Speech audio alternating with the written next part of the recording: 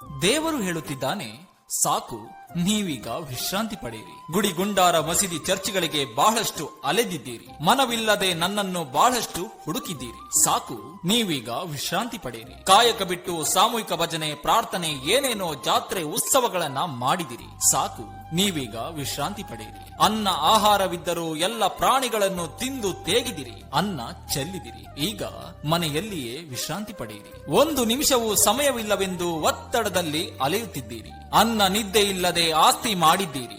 ಸಾಕೀಗ ನೀವು ವಿಶ್ರಾಂತಿ ಪಡೆಯಿರಿ. ಅತಿ ಆಸೆಗೆ ಬೆನ್ನು ಬಿದ್ದು ಸಜೀವಗಳನ್ನ ಸುಟ್ಟು ನಿರ್ಜೀವಗಳನ್ನು ಗಳಿಸಿ ಇದ್ದಿದ್ದರಲ್ಲೇ ತೃಪ್ತಿ ಪಡದೆ ಅತೃಪ್ತರಾಗಿ ಅಂತರಂಗವ ಅಶುದ್ಧ ಮಾಡಿ ಬದುಕಿದ ನೀವೀಗ ವಿಶ್ರಾಂತಿ ಪಡೆಯಿರಿ. ಸ್ವಾರ್ಥದ ರಾಜಕಾರಣ, ಲಂಚದ ಉದ್ಯೋಗ, ವ್ಯಾಪಾರದ ಶಿಕ್ಷಣ, ಮಾರ್ಕ್ಸ್ ಒತ್ತಡದಲ್ಲಿ ಮಕ್ಕಳು, ಹೆತ್ತವರು, ಗುರುಗಳು, ನಿರುದ್ಯೋಗ ಉತ್ಪಾದಿಸುವ ವಿಶ್ವವಿದ್ಯಾಲಯಗಳು, ಸಾಕು, ನೀವೀಗ ವಿಶ್ರಾಂತಿ ಪಡೆಯಿರಿ. ಪರಿಸರದ ಮೇಲೆ ನಿರಂತರ ದಾಳಿ ಮಾಡಿ ವನ್ಯ ಜೀವಿಗಳನ್ನ ಕೊಂದಿರಿ.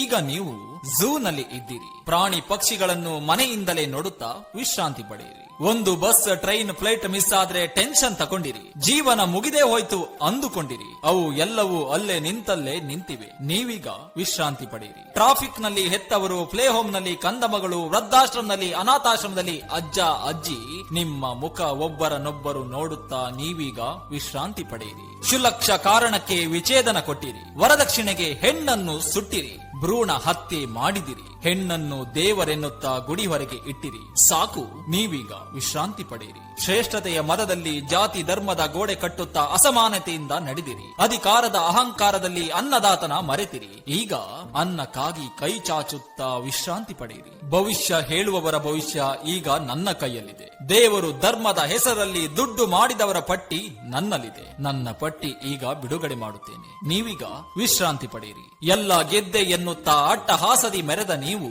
ಈಗ ನಿಮ್ಮ ಪ್ರಾಣ ಉಳಿದರೆ ಸಾಕು ಎನ್ನುತ್ತಾ ಅಲ್ಲೇ ನನ್ನನ್ನು ನೆನೆಯುತ್ತಾ ವಿಶ್ರಾಂತಿ ಪಡೆಯಿರಿ. Download Moj.